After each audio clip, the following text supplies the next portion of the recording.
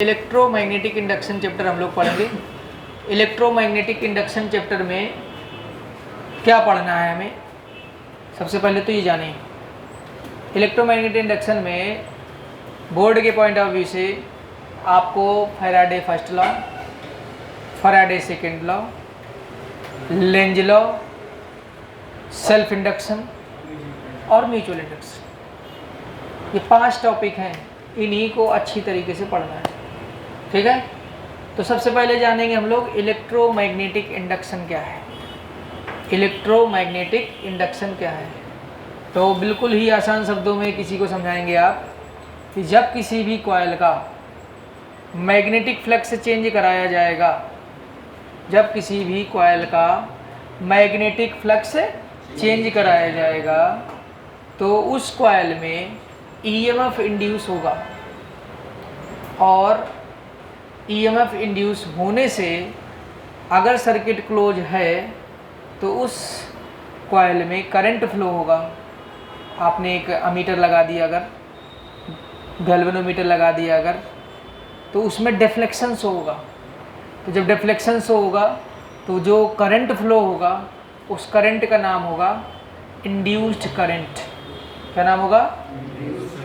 और जो EMF induce होगा उसका नाम होगा इंड्यूस्ड ईएमएफ। और इसी फिनोमिना को इलेक्ट्रोमैग्नेटिक इंडक्शन कहते हैं। दोबारा से बोल रहे हैं, ध्यान से सुने।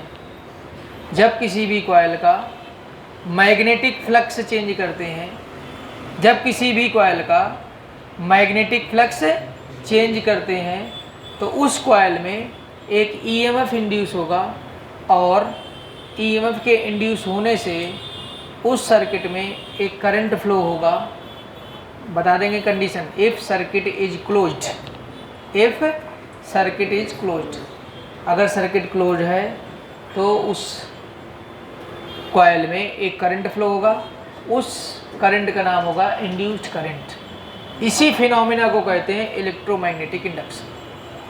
क्या कहते हैं इसे? Electromagnetic induction. अब जैसे मान लीजिए कि आपने क्या किया कि एक ये लिया कॉइल, ठीक है, समझना ध्यान से।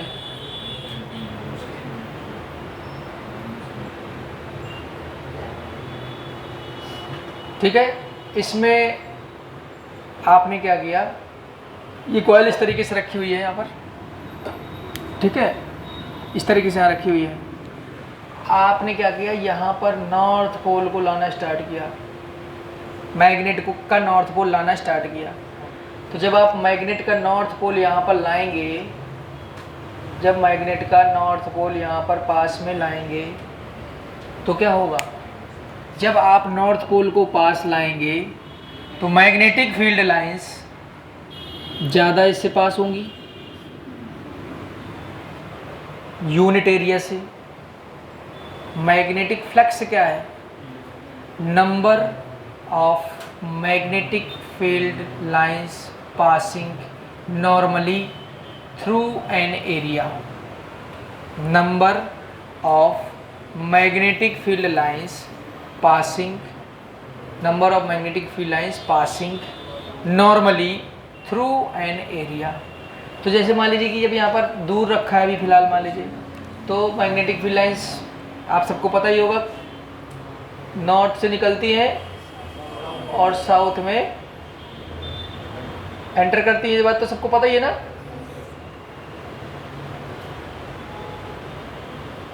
Inside the magnet south to north चलती है, outside the magnet north to south चलती है। अभी ये रेस्ट में है तो अभी कुछ नहीं होगा।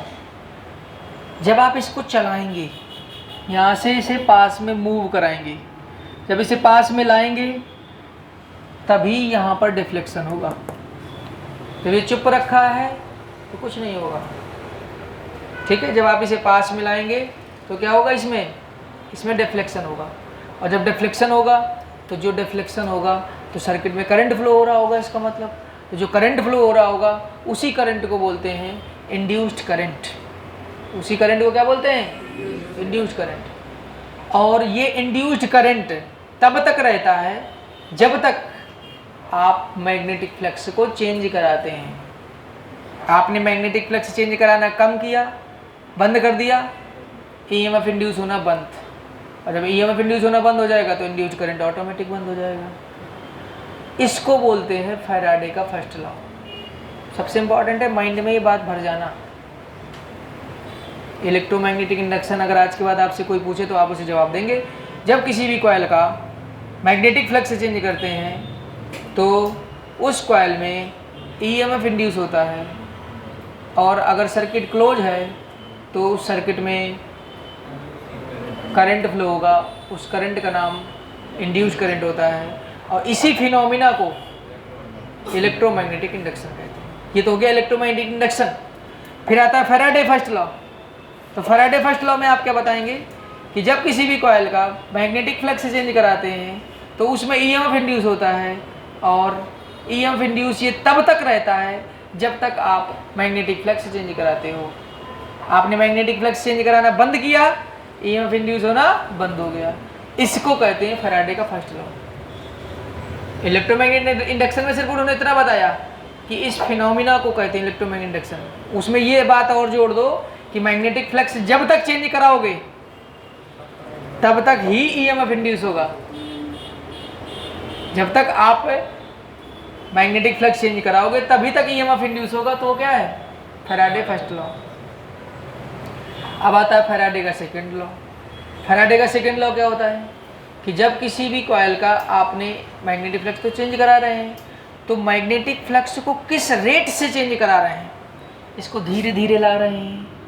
जब धीरे धीरे लाओगे तो मैग्नेटिक फ्लक्स धीरे धीरे चेंज होगा, और जब मैग्नेटिक फ्लक्स धीरे धीरे चेंज होगा तो ईएमएफ इंड्यूस भी धीरे धीरे होगा, कम कम होगा, इंड्यूस्ड करंट भी कम होगा। और तेज़ी से लाएंगे तो इंड्यूस्ड ईएमएफ ज़्यादा होगा। तो फैराडे का द्वितीय नियम सेकेंड लॉ बनाया गया, the rate of change of magnetic flux linked with the coil, the rate of change of magnetic flux linked with the coil is directly proportional to induced EMF, is directly proportional to the induced EMF।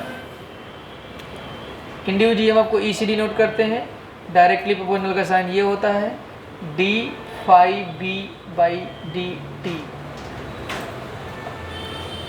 तो induced EMF is directly proportional to d phi b by dt। और यहाँ पर एक minus sign और लगा करता है। अब ये माइनस साइन क्या होता है वो समझो। माइनस साइन ये होता है कि इंड्यूस्ड ईएमएफ जिसकी वजह से पैदा होता है, इंड्यूस्ड ईएमएफ जिसकी वजह से पैदा होता है उसी का वो अपोज करता है। Polarity of the induced EMF is such that it opposes the production of its cause। मतलब इसके प्रोडक्शन का जो कारण है उसका ये क्या करता है? अपोज करता है। ये है आपका लेंज लॉ। जिस थाली में खाओ और उसी में छेद करो। अगर आपसे कोई पूछे लेंज लॉ क्या है तो आप बताना जिस थाली में खाओ उसी में छेद करो। ये लेंज लॉ है। आपको अगर कहा जाएगा कि आपको फ़ोन नहीं चलाना है तो आप फ़ोन चलाओगे, और अगर कह दिया जाएगा फ़ोन चलाओ तो नहीं चलाओगे।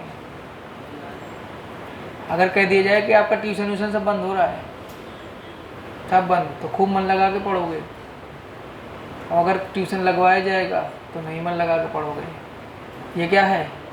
Lenz law. Point clear? किसी को कोई दिक्कत? एक बार हम दोबारा से रिवीजन करते हैं। इलेक्ट्रोमैग्नेटिक इंडक्शन, ये सब रिकॉर्ड हो रहा है, दोबारा से आप पढ़ सकते हैं। बहुत ही कम समय में पढ़ाने का कारण क्या है? बहुत देर का तो पढ़ाए वो बहुत अवेलेबल है हर जगह, लेकिन यही नहीं पता चलता है कि इलेक्ट्रोमैग्नेटिक इंडक्शन क्या है, फैराडे का फर्स्ट लॉ क्या है, फैराडे का सेकेंड लॉ क्या है, और लेंज लॉ क्या है। इसका तो हमको सेल्फ इंडक्शन और बताना है और म्यूचुअल इंडक्शन और बताना है। इतने से आपको पूरे चैप्टर का कॉन्सेप्ट समझ में आ गया है। फिर हम लिखने वाला काम करेंगे बाद में। हम फर्जी की बातचीत करते रहें लेकिन यही ना समझा पाएँ कि इलेक्ट्रोमैग्नेटिक इंडक्शन है क्या। 1 मिनट के लिए बंद करो इसको। इसका मतलब ये है, देखिए ध्यान से, कि अगर आप यहाँ पर नॉर्थ पोल लाओगे तो यहाँ पर जो पोल जनरेट होगा वो नॉर्थ पोल ही क्रिएट होगा। वो पता क्या कहेगा, हमें आपकी कोई आवश्यकता नहीं है। नॉर्थ को पास लाओगे तो इस तरीके से यहाँ पर पोल क्रिएट होगा इस वाले फेस में कि इसका ही अपोज करेगा। और अपोज कब करेगा, जब इस तरफ नॉर्थ पोल क्रिएट होगा। एनसीईआरटी का पहला क्वेश्चन है इसी तरीके का। समझ में आई बात कि नहीं? अगर नॉर्थ को पास ला रहे हैं तो यहाँ नॉर्थ क्रिएट होगा, अगर नॉर्थ को पास ला रहे हैं तो नॉर्थ क्रिएट होगा, और नॉर्थ को अगर दूर ले जा रहे हैं तो साउथ क्रिएट होगा। अगर नॉर्थ को दूर ले जाएंगे तो साउथ क्रिएट होगा, नॉर्थ को पास लाएंगे तो नॉर्थ क्रिएट होगा। ठीक है, नॉर्थ को दूर ले जाएंगे तो साउथ होगा, और नॉर्थ को पास लाएंगे तो नॉर्थ होगा। कुल मिला के आपको उसका अपोज कराना है। दूर ले जाओगे तो पता क्या कहेगा, अरे नहीं दूर मत ले जाओ, पास लाओ। तो पास लाने के लिए क्या करना पड़ेगा, साउथ अट्रैक्ट करेगा ना। और पास लाएंगे तो क्या कहेगा, हमारे पास मतलब हमें ज़रूरत नहीं है, तो दूर ले जाने का काम करेगा। बंद कर दो। हम लोगों ने इलेक्ट्रिक फ्लक्स पढ़ा था। क्या पढ़ा था, इलेक्ट्रिक फ्लक्स। इलेक्ट्रिक फ्लक्स को भी फाई से डिनोट करते हैं, इलेक्ट्रिक फ्लक्स को भी फाई से डिनोट करते हैं। अगर यहाँ पर आप फाई ई लिख दो तो ज़्यादा अच्छा रहेगा, पूरा क्लियर होगा कि ये इलेक्ट्रिक फ्लक्स की बात कर रहे हैं। तो यहाँ पर आपका phi E is equal to E dot A पढ़ाया गया था, आप लोगों को पढ़ाया गया था, सभी को याद होगा। अब आज आपको हम बता रहे हैं मैग्नेटिक फ्लक्स। लिंक्ड करके पढ़ने की आदत डालिए। अगर लिंक करके पढ़ेंगे आप तो आपको कोई दिक्कत ही नहीं होने वाली। अगर मैग्नेटिक फ्लक्स की बात करेंगे तो phi B is equal to, आपको पढ़ाया गया था, ई को रिप्लेस कर दीजिए बी से, बी डॉट ए, बन गया मैग्नेटिक फ्लक्स। इसका फॉर्मूला बन जाएगा बी का मैग्नीट्यूड, ए का मैग्नीट्यूड कॉस थीटा। सभी को पता होगा थीटा यहाँ पर B vector, angle between B vector and A vector है। यहाँ पर इसे आप लिख सकते हैं ई ए कॉस थीटा। यहाँ पर थीटा क्या है आपका, angle between E vector and A vector. Area vector आपको पढ़ाया गया था। एरिया वैसे स्केलर क्वांटिटी है, लेकिन एरिया वेक्टर आपको बताया गया था। एरिया वेक्टर कौन बताएगा, एरिया वेक्टर देखिए ध्यान से, आपका ये सरफेस है, इस सरफेस में एक छोटा सा एलिमेंट कट कर लें ds, और इसके परपेंडिकुलर एक लाइन, परपेंडिकुलर एक वेक्टर ड्रॉ करें, यूनिट वेक्टर, जिसका नाम है n कैप, और इस n कैप का और ds का प्रोडक्ट करा दें, n कैप इंटू ds। कराने से जो मिलेगा उसे कहते हैं एरिया वेक्टर। क्या कहते हैं, मतलब product of area element, product of area element to the unit vector perpendicular to the surface. Product of area element to the unit vector perpendicular to the surface is known as area vector. ठीक है, area वैसे scalar quantity है, लेकिन area vector की बात की जाएगी तो क्या हो जाएगा, यूनिट वेक्टर से मल्टीप्लाई करा देना है एक स्मॉल एलिमेंट को। ठीक है, पॉइंट क्लियर।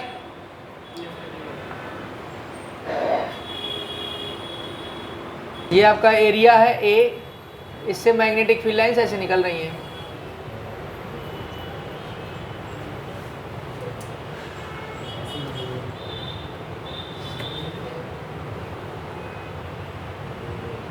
यहाँ पर नॉर्मली निकल रही हैं। ठीक है, तो आपका एरिया वेक्टर अगर पूछा जाएगा तो वो इसी डायरेक्शन में होगा। ये आपका मान लीजिए डी ए हो जाएगा, और ये आपका एन कैप हो जाएगा। तो N cap into D A क्या कहलाएगा, आपका डी ए वेक्टर कहलाएगा। तो बी वेक्टर और डी ए वेक्टर दोनों कैसे हैं, एक ही डायरेक्शन में है। यहाँ पर थीटा क्या है, थीटा क्या है यहाँ पर 0। तो फाई इज इक्वल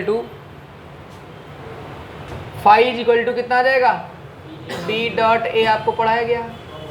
तो b का मैग्नीट्यूड a का मैग्नीट्यूड cos 0 1 होता है तो क्या आ जाएगा ba आ जाएगा। तो ये ऑलरेडी नॉर्मली पास हो रही हैं। अगर मान लीजिए कि नॉर्मली ना पास हो रहे हो, मतलब क्या हो जाए कि मैग्नेटिक फील्ड तो आपका ऐसे है, लेकिन जो आपने सरफेस है वो थोड़ा सा टिल्टेड है, मतलब सिचुएशन ये है, ये आपकी कॉइल है, मैग्नेटिक फील्ड आपका ऐसे है।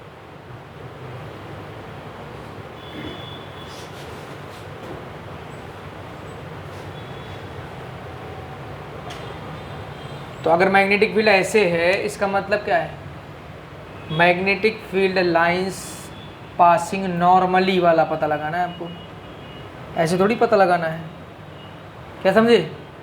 नॉर्मली का मतलब इस सरफेस के परपेंडिकुलरली। तो अगर हम ऐसा मानते हैं कि इस सरफेस के परपेंडिकुलर एक यूनिट वेक्टर ड्रॉ करें जिसका नाम है n कैप, और ये यहाँ से एंगल बना रहा है थीटा,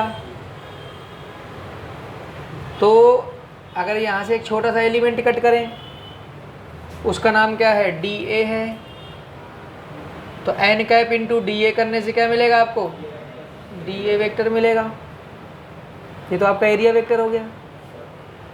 और मैग्नेटिक फील्ड यहाँ पर B है, तो एरिया वेक्टर और एरिया वेक्टर ये हो गया, मैग्नेटिक फील्ड ये, दोनों के बीच का एंगल यहाँ पर क्या है, थीटा है, सम एंगल है, ठीक है। तो अगर इस वाले फार्मूले से बात करें B इंटू ए के बारे, B इंटू ए नॉर्मली वाले से इसको सॉल्व करें, तो आप हमें बताओ कि इस B का इस डायरेक्शन में क्या इफेक्ट है, इस B का इस डायरेक्शन में इफेक्ट क्या होगा, B cos थीटा होगा। मतलब आपका क्या बन जाएगा, B cos थीटा इस डायरेक्शन का इफेक्ट हो गया, और इनटू एरिया वेक्टर। अगर हम पूरा कंप्लीट एरिया की बात करेंगे तो यहाँ पर क्या आ जाएगा, सिर्फ A आएगा पूरा, ठीक है। तो आपका क्या बन गया, आ गया BA cos थीटा, ये आपका आ गया फाई। ये तो स्मॉल एलिमेंट है, ये क्या है, स्मॉल एलिमेंट। कंप्लीट की बात करेंगे तो क्या आ जाएगा, पूरा एरिया आएगा, तो BA cos थीटा, यहाँ से आपका आ जाएगा B डॉट A, ठीक है। तो आपको बेसिकली ये वाला फार्मूला याद रखना, BA cos थीटा, ये हर जगह लगेगा, ठीक है। ये B इंटू ए कब लगेगा, जब नॉर्मली पास हो रहे होंगे। मान लो जो B और एरिया के बीच में एंगल 45 का है तो ये यूज होना है, 30 का है तो ये यूज होना है। ध्यान दें, dimensional formula of phi, dimensional formula of phi, phi is equal to क्या होता है, BA cos थीटा। हमें यहाँ पर B का डायमेंशनल फार्मूला दिक्कत करेगा, cos थीटा का कोई डायमेंशन होता ही नहीं है, एरिया का सबको पता है L स्क्वायर होता है। B का निकालने के लिए आपको दिमाग लगाना है, F is equal to BQV sine theta. तो यहाँ से B आपका आ जाएगा F upon QV sine theta. F का फार्मूला होता है मास इंटू एक्सीलरेशन, Q का होता है current into time, V sine theta. तो आपका ये आ गया M, A आपका आ गया सॉरी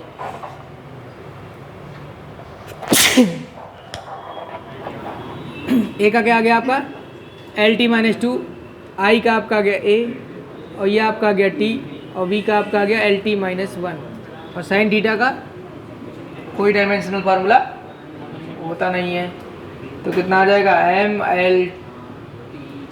L से L फैल जाएगा, क्या आएगा यहाँ से M, ये T से T फैल जाएगा, M A minus 1 T minus 2। ये तो आ गया B का, ये वैल्यू उठा करके यहाँ रख देना है। तो dimensional formula of phi is equal to, यहाँ पर पुट करिए B का M A minus 1 T minus 2, A का आपका L स्क्वायर, cos थीटा का नो डायमेंशन, तो आपका आ जाएगा ml2 a-1 t-2। कोई दिक्कत किसी को? SI unit of magnetic flux, ठीक है। तो वेबर इसका यूनिट होता है। SI यूनिट क्या होता है इसका? वेबर। SI यूनिट क्या होता है? वेबर, ठीक है। SI unit of phi is equal to weber. SI unit क्या होती है? वेबर। देखिए फाई इज इक्वल टू हम लोग जानते हैं B इंटू ए, थीटा 90 थीटा 0 वाले केस में, नॉर्मली वाले केस में। तो B फाई की वैल्यू वेबर बता रहे हैं हम, फाई का यूनिट क्या है? वेबर है। B की वैल्यू अगर हम 1 टेस्ला कर दें, A का वैल्यू 1 मीटर स्क्वायर कर दें, तो आपको आंसर क्या मिलेगा? तो 1 weber equal to 1 tesla metre square मिल जाएगा। तो अगर किसी ने कहा कि 1 वेबर की डेफिनीशन बताओ, किसी ने क्या कहा? 1 वेबर की डेफिनीशन बताइए, तो आप क्या जवाब देंगे? कि जब यूनिट एरिया वाले कॉइल को यूनिट टेस्ला वाले मैग्नेटिक फील्ड में रखा जाए, तो जो number of magnetic field lines normally pass होंगी वो वैल्यू होगी 1 वेबर के बराबर। वैल्यू किसके बराबर होगी? 1 वेबर के बराबर। लिख लीजिए definition. 1 weber is the flux produced, 1 weber is the flux produced when a uniform magnetic field of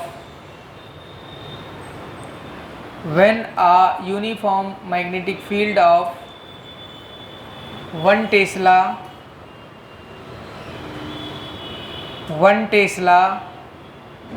acts normally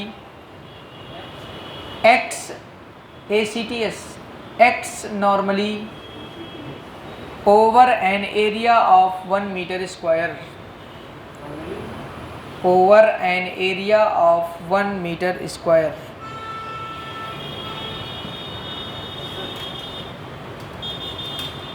ठीक है। तो ये आपका था MK सिस्टम में यूनिट। अगर CG सिस्टम की बात करें, CG सिस्टम में यूनिट ऑफ फाई याद कर लीजिए मैक्सवेल होता है। CG सिस्टम में क्या होता है यूनिट? मैक्सवेल, ठीक है।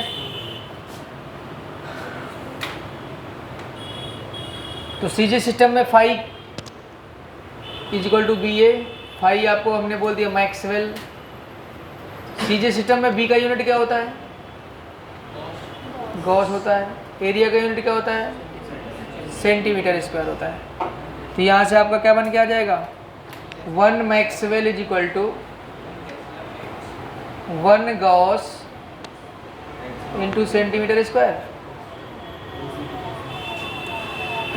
और आपको सबको पता होना चाहिए, अगर हमें पता करना है वेबर और मैक्सवेल में रिलेशन, वेबर और मैक्सवेल में रिलेशन। अभी भी हमने आपको क्या पढ़ाया? 1 weber is equal to 1 tesla into metre square. अब इस टेस्ला को गॉस में कन्वर्ट कर दो। तो सबको पता होना चाहिए 1 gauss is equal to 10⁻⁻4 tesla होता है। याद कर लो, 1 gauss is equal to 10⁻⁻4 tesla. तो 1 टेस्ला इज इक्वल टू कितना हो जाएगा? 10⁻4 गॉस। ये अपॉन में आ जाएगा, ये अपॉन में आएगा, फिर ऊपर जाएगा तो प्लस में हो जाएगा। ये आपका हो गया 10⁻4 गॉस, और ये मीटर स्क्वायर को सेंटीमीटर स्क्वायर में बदलना है। 1 metre is equal to 100 centimetre. यहाँ पर लिख दो 100 सेंटीमीटर का होल स्क्वायर। मतलब सीधा सीधा बात करो, 10⁻4 यहाँ से आ रहा है, 10⁻4 यहाँ से आएगा, तो 10⁸ गॉस सेंटीमीटर स्क्वायर, और 1 गॉस सेंटीमीटर स्क्वायर किसके बराबर है? मैक्सवेल के। मतलब ये बात को आप लिख सकते हो 10⁸ मैक्सवेल। मतलब 1 weber is equal to 10⁸ maxwell. याद कर लीजिए, 1 weber is equal to 10⁸ maxwell. 1 gauss is equal to 10⁻⁻4 tesla. 1 tesla is equal to 10⁻4 gauss. Phi is equal to B A cos theta. Theta यहाँ पर बी और ए के बीच का angle है। B यहाँ पर मैग्नेटिक फील्ड वेक्टर है, ए यहाँ पर एरिया वेक्टर है। कोई दिक्कत किसी को? Faraday first law of electromagnetic induction, whenever the magnetic flux linked with a closed circuit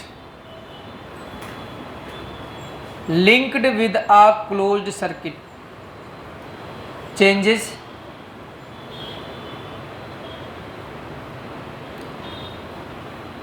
an EMF, bracket में लिख लें, and hence a current, an EMF bracket में लिख लें, and hence a current is induced in it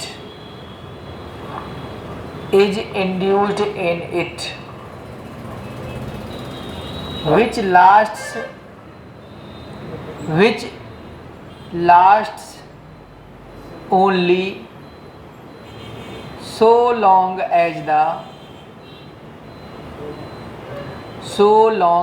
the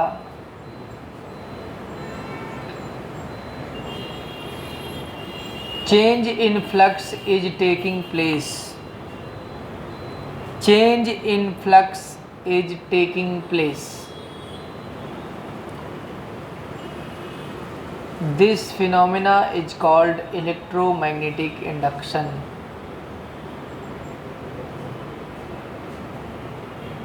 This phenomena is called electromagnetic induction. दूसरा लिख दीजिए second law.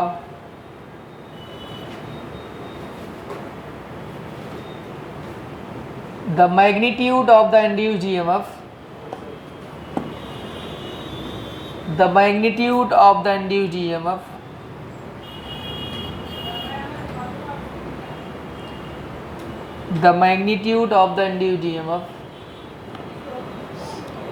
is equal to the rate of change of magnetic flux,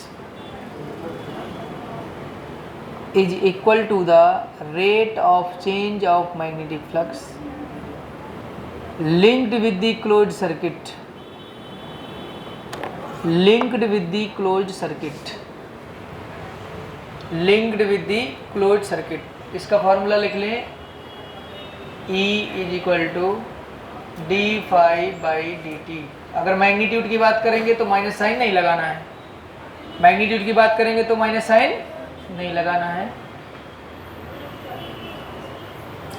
third लिखिए Lenz law. This law states that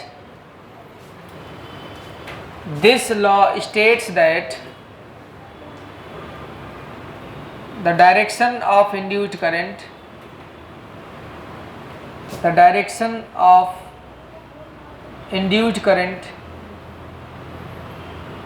is such that it opposes the cause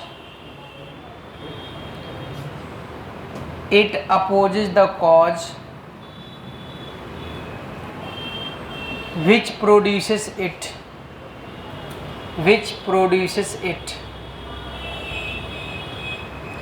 that is, it opposes the change in magnetic flux, that is, it opposes the change in magnetic flux। मतलब इसका मन क्या होगा? आप magnetic flux change ना करो, ये oppose करेगा मैग्नेटिक फ्लक्स का। नॉर्थ पास लाओगे, कहेगा पास मत लाओ। नॉर्थ को दूर ले जाओगे, कहेगा पास लाओ। साउथ को पास लाओगे, कहेगा दूर ले जाओ। साउथ को दूर ले जाओगे, कहेगा पास लाओ। कुल मिला के उल्टी बात करनी है उसको, सीधी बात नहीं करेगा। तो अगर आपसे पूछा जाए कि फैराडे फर्स्ट लॉ बताओ, तो बता देंगे जब किसी भी कॉइल का मैग्नेटिक फ्लक्स चेंज करेंगे और क्लोज सर्किट होना चाहिए तो उसमें एक ईएमएफ इंड्यूस होगा, और ईएमएफ इंड्यूस होने से एक इंड्यूस्ड करंट भी पैदा होगा, और ये तब तक रहेगा जब तक आप मैग्नेटिक फ्लक्स चेंज कराएंगे। मैग्नेटिक फ्लक्स चेंज कराना बंद, ईएमएफ इंड्यूस होना बंद। कल आप लोगों से पूछा जाएगा ये। फैराडे का सेकेंड लॉ क्या बताया जाएगा? Magnitude of induced EMF is directly proportional to the rate of change of magnetic flux linked with the coil. ज्यादा ईएमएफ इंड्यूस तब होगा जब मैग्नेटिक फ्लक्स के चेंज होने का रेट ज़्यादा होगा। मैग्नेटिक फ्लक्स के चेंज होने का रेट कम होगा तो कम ईएमएफ इंड्यूस होगा। आप मैग्नेट को धीरे धीरे लाएंगे तो ईएमएफ इंड्यूस होने का रेट कम होगा। मैग्नेट को तेज़ी से लाएंगे तो ईएमएफ के इंड्यूस होने का रेट ज़्यादा होगा। और लेंज लॉ क्या है? जिस थाली में खाओ उसी में छेद करो। ईएमएफ इंड्यूस जिसकी वजह से पैदा होगा उसी का वो अपोज करेगा, मतलब मैग्नेटिक फ्लक्स के चेंज का वो अपोज करेगा, कहेगा मैग्नेटिक फ्लक्स चेंज मत कराओ। अगर आप ज़्यादा मैग्नेटिक फील्ड लाइंस पास कराओगे तो वो कहेगा कम पास कराओ, और अगर हम कम पास कराएंगे तो वो कहेगा ज़्यादा कराओ। किसी कोई प्रॉब्लम? तीनों लॉ याद हो गए? मैग्नेटिक फ्लक्स से याद हो गया? बिल्कुल क्लियर? ठीक है, तो नेक्स्ट क्लास में आपको self induction and mutual induction पढ़ाया जाएगा।